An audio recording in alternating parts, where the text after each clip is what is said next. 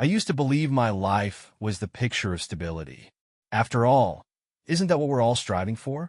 A happy marriage, a warm home, a family to call your own. For 12 years, that's what I thought we had. Julia and I met in college. She was studying literature, I was deep into engineering. Our worlds couldn't have been more different, but that didn't matter. She had a spark, a vibrancy that made every moment with her feel like an adventure. After college, we built a life together. We bought a modest home in a quiet neighborhood, surrounded by friendly neighbors and tree-lined streets. 5 years into our marriage, we had our son Noah. He was the glue that held us together during tough times, and the joy that filled our lives when everything else felt heavy. At least that's what I thought. Noah was 6 years old now, a curious and bright-eyed boy who loved dinosaurs and superheroes with equal passion. He had Julia's dark hair and my hazel eyes, or so everyone always said. He was the perfect blend of the two of us, a living testament to the life we'd built together. As a father, there's a certain pride that comes from seeing yourself in your child. I'd watch Noah mimic my gestures, repeat phrases he'd overheard me say, and I'd feel an overwhelming sense of connection. He was my son, my legacy. But the truth has a way of creeping into your life when you least expect it. It all started on an unassuming Tuesday. I'd come home early from work to surprise Julia and Noah with takeout from their favorite Thai place. When I walked through the door, the house was quiet except for the faint hum of the dishwasher in the kitchen. "Hello," I called out, setting the bags of food on the counter. "Daddy." Noah's voice rang out as he bounded into the kitchen, his arms flung wide for a hug. "Hey, buddy," I said, scooping him up. "Where's Mommy?" "She's upstairs," he said, wriggling out of my arms. I followed the sound of Julia's voice to our bedroom, where I found her on the phone. She looked up as I entered, her expression flickering with surprise before she quickly ended the call. "You're home early," she said, her smile tight. "Surprise," I said, holding up the food bags. "Thought I'd treat you two to dinner." Her smile widened, but there was something off about it, something I couldn't quite put my finger on. That night, as we sat around the dining table, everything seemed normal. Julia asked Noah about his day at school, laughing as he described his class's science experiment involving baking soda and vinegar. I watched her closely, noting the way she leaned into the conversation, her attention fully on Noah. But there was something else, an undercurrent of tension that I couldn't shake. Later, after Noah was tucked into bed, I found myself lying awake, staring at the ceiling. Julia slept soundly beside me, her breathing soft and steady, but my mind was racing. The phone call earlier, the slight hesitation in her smile, it was nothing, wasn't it? Just my imagination running wild. At least, that's what I told myself. A week later, everything changed. It was a Saturday morning, and Noah was outside playing with the neighbor's kids. Julia had gone to a yoga class, leaving me alone with a rare, quiet moment to myself. As I straightened up the living room, my phone buzzed on the coffee table. The message was from an unknown number. "You deserve to know the truth about your wife. Check your email."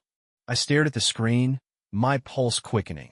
The rational part of me wanted to ignore it, to dismiss it as some random prank. But curiosity, or maybe something deeper, got the better of me. I opened my laptop and logged into my email. There was a message from the same anonymous sender. The subject line read, "Noah isn't your son." My hands trembled as I clicked on the email.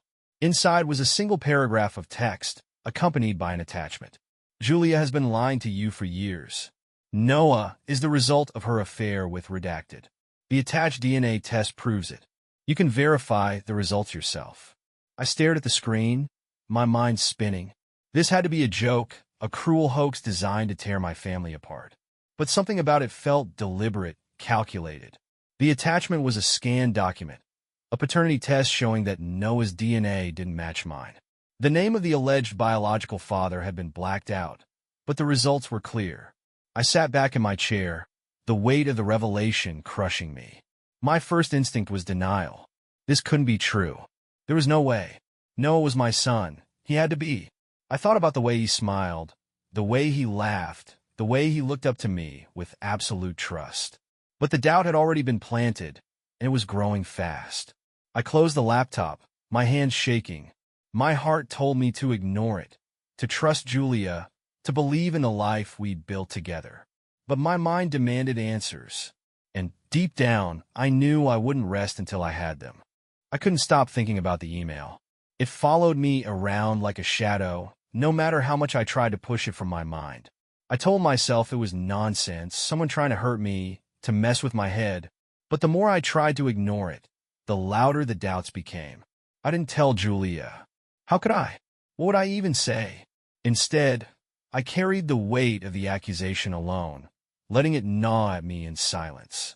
That Monday, as I sat at my desk at work, I found myself opening the email again. My heart pounded as I reread the message, my eyes lingering on the words, "Verify the results yourself." Could I do that? Could I really take a DNA test behind Julia's back? The thought felt wrong, invasive even, but the uncertainty was eating me alive.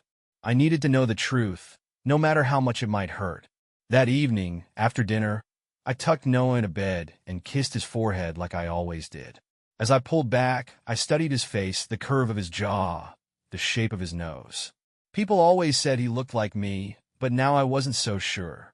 The next day, I stopped by the pharmacy on my lunch break and bought a home DNA testing kit. I felt sick as I paid for it, half convinced that the cashier could see the shame written all over my face. At home, I waited until Julia was out running errands before I took the sample. Noah thought it was a game, laughing as I swabbed the inside of his cheek. "What's this for, Daddy?" he asked, his eyes wide with curiosity. "Just a fun science experiment," I said, forcing a smile. He grinned, bouncing off to the living room to play with his toys, completely unaware of the turmoil brewing beneath the surface. The kit came with instructions to mail the sample to a lab, and I dropped it off at the post office the next morning. They said it would take about 2 weeks for the results to come back. 2 weeks of waiting, wondering, and second-guessing everything I thought I knew about my life. During that time, I watched Julia more closely than ever. She seemed normal, happy even. She laughed at Noah's jokes, teased me about my terrible cooking, and curled up beside me on the couch to watch TV in the evenings. But now, every smile, every laugh, every touch felt like a performance. I kept replaying the email in my head, analyzing every interaction with her through the lens of suspicion. One night, as we sat on the couch watching a movie, I noticed Julia checking her phone. She glanced at the screen, her expression unreadable, before setting it face down on the coffee table. "Who's texting you?" I asked casually, trying to keep my tone light. "Just Amanda," she said, referring to her best friend. "She's asking about plans for the weekend." Her answer seemed reasonable, but the seed of doubt had already been planted. The next morning, while Julia was in the shower, I found myself staring at her phone on the nightstand. My heart pounded as I reached for it, my hands trembling slightly. I told myself I wouldn't snoop, that I'd just look for anything suspicious and put it back. But as I scrolled through her messages, my stomach churned. Most of them were harmless. Chats with Amanda, messages from her mom, but then I saw a thread from someone named B. I clicked on it, my pulse quickening. "B, it's been so long since I've seen him." "Julia, I know. We need to talk about how to handle this." "B, I miss you." "Julia, I miss you too." I stared at the screen, my mind racing. Who was B? And what did they mean by handle this? Julia came out of the bathroom moments later, her hair wrapped in a towel. I quickly set the phone back on the nightstand and pretended to be scrolling through mine. "Morning," she said, leaning down to kiss me on the cheek. "Morning," I replied, my voice tight. She didn't seem to notice anything was wrong as she got dressed and went downstairs to make breakfast. But I couldn't stop thinking about the messages. That evening, while Julia was putting Noah to bed, I sat at the kitchen table, staring at my laptop. I typed B into the search bar of her Facebook friends list, hoping for a clue. It didn't take long to find him, Brian Whitman. His profile photo showed a man about my age, smiling at the camera with an arm slung casually around a golden retriever. I clicked through his photos, trying to piece together who he was. Most of the pictures were harmless vacation shots, group photos with friends, but one in particular stopped me cold. It was a photo of Julia and Brian, taken years ago. She looked younger, her hair longer, but there was no mistaking the way they were looking at each other. The caption read, "Best times with the best person. Hashtag TBT." I sat back in my chair, my heart pounding. This was him. He was the one from the email, the man who was supposedly Noah's biological father. I felt a surge of anger, betrayal, and heartbreak all at once. If this was true, Julia had lied to me for years, letting me believe Noah was mine while keeping this secret. But I still didn't have proof. Not yet. 2 weeks later, the DNA results arrived in the mail. I sat at the kitchen table, the unopened envelope in front of me, my hands shaking as I held it. For a moment, I thought about throwing it away. Maybe ignorance really was bliss. Maybe it was better not to know. But I couldn't live like that. Not anymore. I tore open the envelope, my eyes scanning the document. Paternity probability, 0%. The world seemed to tilt beneath me as the words sank in. Noah wasn't mine. The words on the paternity test blurred as I stared at the paper, my heart pounding in my chest. Paternity probability, 0%. I read it again, hoping, praying, that I'd somehow misunderstood. But there it was in black and white. Noah wasn't mine. The room felt like it was closing in on me, the air thick and suffocating. My mind raced with questions I couldn't answer. How long had Julia been hiding this? Did she ever plan on telling me? Who else knew? The sound of the front door opening jolted me from my thoughts. Julia was home, her laughter echoing through the hallway as she called out for Noah. "Mommy's back!" Noah shouted, running past the kitchen and into her arms. I shoved the letter back into the envelope, my hands trembling as I tucked it into the drawer beside me. I wasn't ready, not yet. The next 2 days were unbearable. Every time I looked at Noah, my chest tightened. I still loved him, of course I did, but now there was a distance, a raw wound that wouldn't stop aching. Julia seemed oblivious to the storm brewing inside me. She moved through the house like everything was normal, laughing with Noah, chatting with me about work, and curling up beside me on the couch at night. But I couldn't look at her without feeling a surge of anger and betrayal. The sight of her smiling made my blood boil, and the thought of her with Brian, of her lying to me for all these years, was almost too much to bear. By Friday, I couldn't keep it in anymore. I waited until Noah was asleep, the house quiet except for the faint hum of the dishwasher in the kitchen. "Julia," I said, standing in the doorway of the living room. She looked up from her book, her brow furrowing slightly at the tone of my voice. "What's wrong?" "We need to talk," I said, stepping into the room. She closed her book, setting it on the coffee table. "Okay, what's going on?" I hesitated, my heart pounding as I tried to find the right words. But there were no right words for this. "I took a DNA test," I said finally, my voice low. "For Noah." The color drained from her face, her eyes widening in shock. "What?" she said, her voice barely above a whisper. "You heard me," I said, my anger simmering just beneath the surface. "I took a DNA test, Julia. And guess what? It turns out he's not mine." She opened her mouth to respond, but no words came out. She looked like she'd been punched, her hands gripping the edge of the couch as if to steady herself. "Care to explain?" I asked, my tone sharp. Her lips trembled as she looked up at me, tears welling in her eyes. "Jason, I can explain," she stammered. "Go ahead," I said, crossing my arms. "I'm all ears." She took a deep breath, her hands shaking as she wiped at her eyes. "It was a long time ago," she began, "before we even thought about having kids." Don't," I snapped, cutting her off. "Don't try to justify it. Just tell me the truth." She hesitated, her gaze dropping to the floor. "It was Brian," she said finally, her voice barely audible. My chest tightened at the sound of his name. "How long?" I asked, my voice cold. "It was one time," she said quickly. "It happened during that fight we had. Remember? The one where you stayed at Mark's place for a few days?" I clenched my jaw, the memory flooding back like a tidal wave. It had been one of our worst fights, a blowout that left me sleeping on Mark's couch for nearly a week. I'd thought we were both miserable during that time, but apparently, Julia had found solace elsewhere. "And you didn't think to tell me?" I asked, my voice rising. "I didn't know," she said, her tears falling freely now. When I found out I was pregnant, I thought he was yours. You were my husband, Jason. I wanted him to be yours. I let out a bitter laugh, shaking my head. So, you just decided to lie? To let me believe he was mine all these years? I didn't know what else to do, she said, her voice breaking. I was scared, and when Noah was born, he looked so much like you. I thought it didn't matter. It didn't matter? I repeated, my anger boiling over. You thought it didn't matter that you lied to me? That you let me build my entire life around a lie? She sobbed, burying her face in her hands. I didn't mean to hurt you, she said. I love you, Jason. I love our family. Don't, I said, my voice shaking. Don't talk to me about love. If you loved me, you wouldn't have done this. You wouldn't have lied. The room fell silent, the only sound her muffled sobs. I stood there, my fists clenched at my sides, my mind racing. I need time, I said finally, my voice cold. I need to figure out what the hell I'm going to do. Jason, please, she said, standing and reaching for me. I stepped back, shaking my head. Don't. Just don't.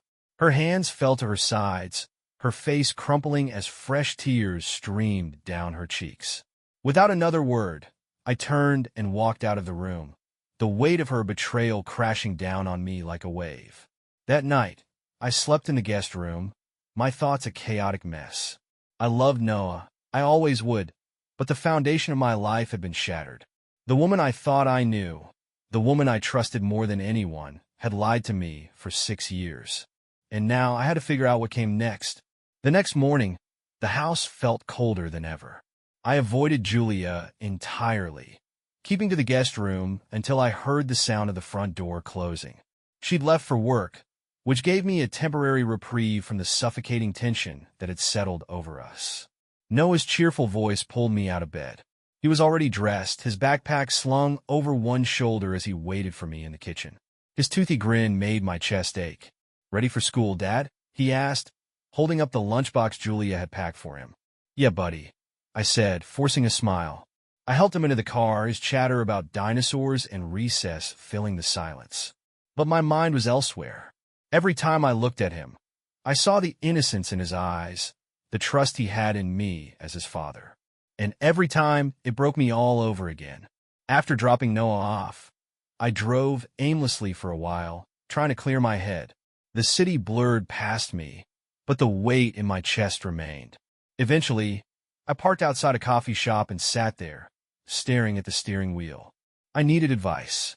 Someone who could help me untangle the chaos in my mind. I reached for my phone and scrolled through my contacts until I landed on Mark's name. Mark had been my best friend since college, the one person I could count on to give it to me straight. I hesitated for a moment before hitting the call button. Hey man, he answered after a few rings. What's up? Can you meet me? I asked, my voice strained. He didn't ask any questions, just said, where? Mark arrived half an hour later, sliding into the booth across from me with a concerned look. You look like hell, he said. Thanks, I said dryly, running a hand through my hair. He leaned forward, his expression serious. What's going on? I hesitated, the words catching in my throat. Finally, I blurted it out. Noah's not mine. Mark froze, his brow furrowing. What do you mean? I mean exactly what I said, I replied, my voice shaking. Julia had an affair with some guy named Brian, and Noah, he's his. Mark stared at me, stunned. Jesus, Jason, I don't even know what to say. I don't either, I admitted. I don't know what to do, Mark. I love that kid. He's my son in every way that matters. But Julia, she lied to me. For years. Mark shook his head, letting out a low whistle. That's a hell of a thing to drop on someone. Tell me about it. I muttered. We talked for over an hour, Mark letting me vent while offering advice where he could. He didn't have all the answers. How could he? But just having someone listen helped. By the time I left the coffee shop, I felt slightly more grounded. Mark's parting words stuck with me. Take it one step at a time. Figure out what you want and go from there. You don't have to decide everything right now. Back at home, Julia was waiting for me in the living room. She looked exhausted, her eyes red and swollen from crying. Jason, she said softly as I walked in, can we talk? I sighed, dropping my keys on the table. I don't know if I'm ready for that yet. Please, she said, standing and taking a step toward me. I know I messed up. I know I hurt you. But I need you to understand how sorry I am. I sat down on the edge of the couch, my arms crossed. This isn't just about me, Julia. It's about Noah. He thinks I'm his father. How am I supposed to tell him the truth without breaking his heart? Her face crumpled, and she sank into the chair across from me. You don't have to, she said, her voice trembling. You're his father in every way that matters. Biology doesn't change that. Her words hit me harder than I expected. She wasn't wrong. Noah didn't care about DNA. He cared about the man who taught him how to ride a bike, who read him bedtime stories, who cheered him on at soccer games.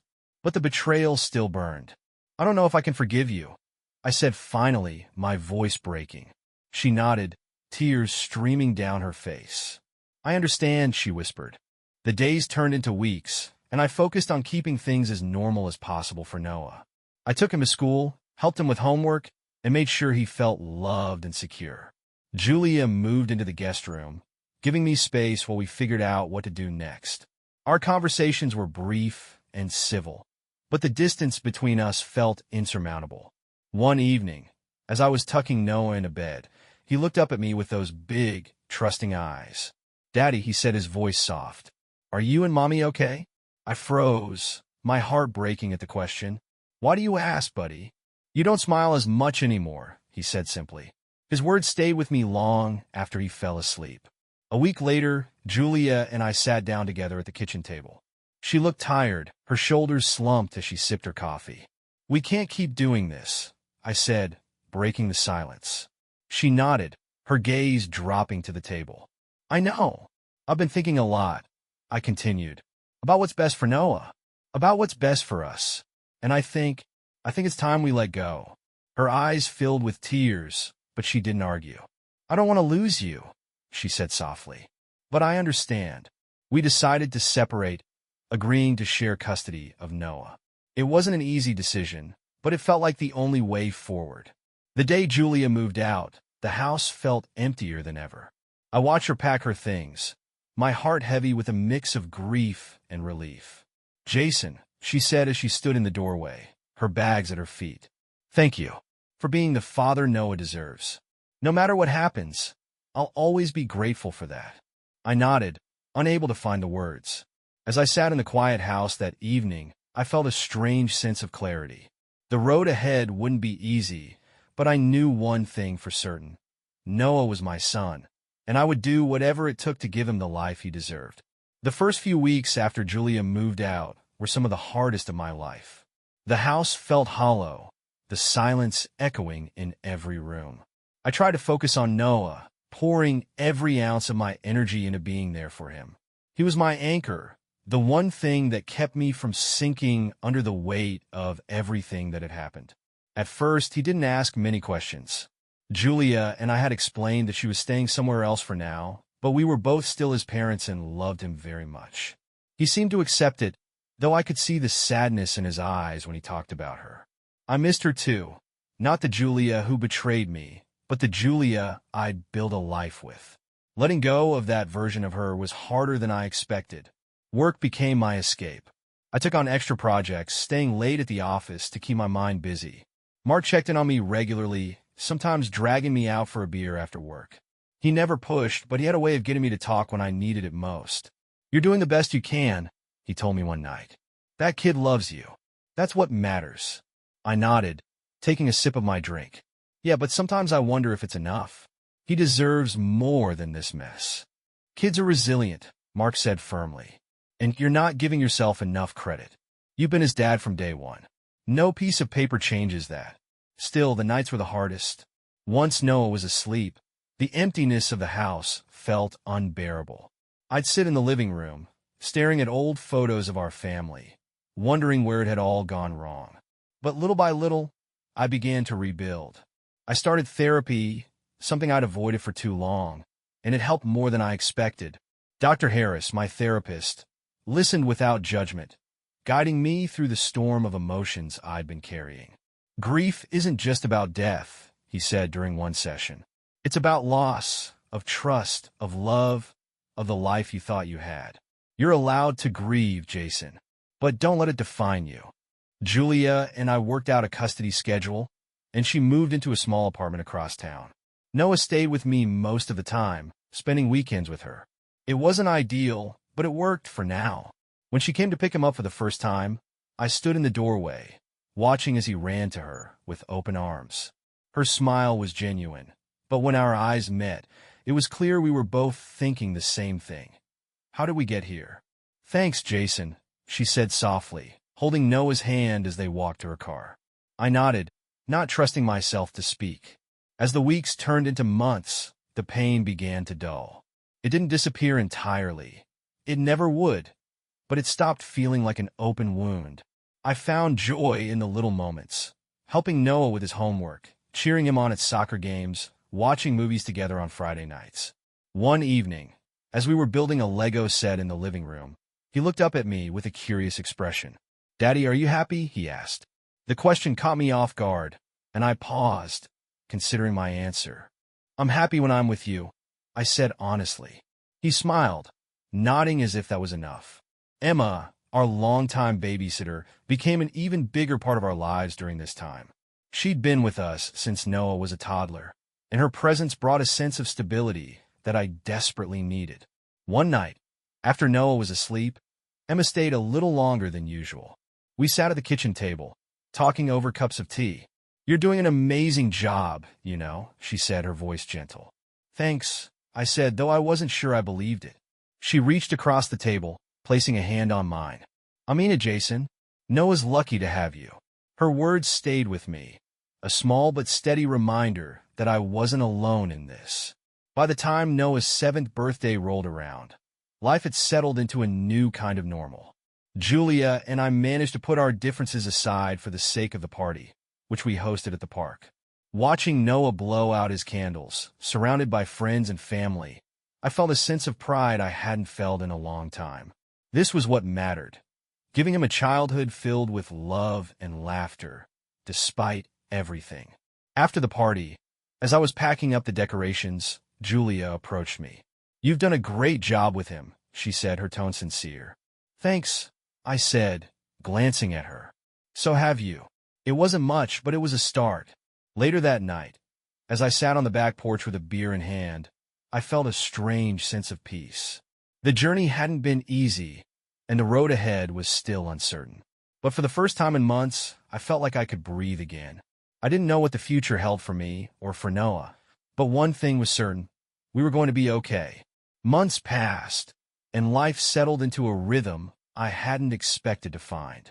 The chaos of the early days after Julia's betrayal had faded into the background, replaced by a steady focus on Noah and the life we were building together. It wasn't perfect, it would never be, but it felt real. And that was enough. Julia and I maintained a civil relationship for Noah's sake. We coordinated pickups and drop-offs, exchanged updates about school and soccer, and even managed to attend a few of his events together without the awkwardness spilling over.